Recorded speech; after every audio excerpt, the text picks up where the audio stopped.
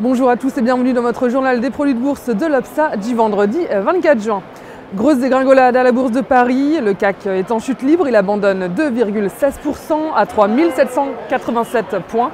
Une vague baissière sur fond de crainte sur la reprise économique mondiale. Pas un seul titre n'échappe à la défiance des investisseurs, à part EADS qui est soutenu par des commandes d'Airbus. Les banques restent pénalisées par des incertitudes sur la crise de la dette grecque. Société Générale et Crédit Agricole accusent les plus fortes baisses du CAC. Les marchés peinent également outre-Atlantique. À la clôture, le Dow Jones cède 0,49% à 12 050 points. Le Nasdaq, lui, grappille 0,66% à 2686 points. Plusieurs raisons à cette baisse. La Fed d'abord qui a revu à la baisse ses prévisions de croissance pour 2011 et à la hausse celle du chômage et en cause également un marché de l'immobilier qui reste déprimé. L'euro et le pétrole empruntent aussi un chemin baissier. L'euro recule sous 1,42 $ et tombe à son plus bas niveau historique. Le baril de brut recule lui de 4,30 $ à 91,10 $.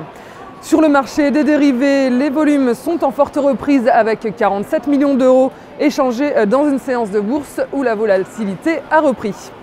Le ratio call-put reste cependant proche de sa normale à 64% de call et 36% de put.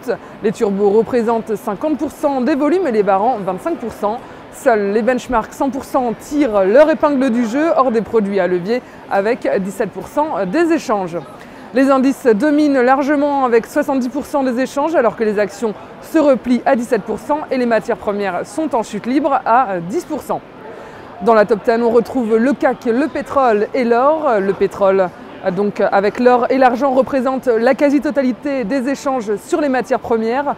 On retrouve aussi une forte concentration sur les bancaires avec Société Générale, BNP et Crédit Agricole, alors que le classement est complété par Danone et France Télécom.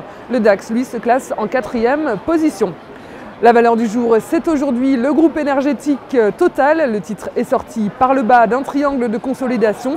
Une dynamique baissière se confirme à court terme. Le repli continu de l'indicateur technique de tendance plaide pour une poursuite de la baisse des cours vers le support situé à 36,85 €, voire 35,64 €.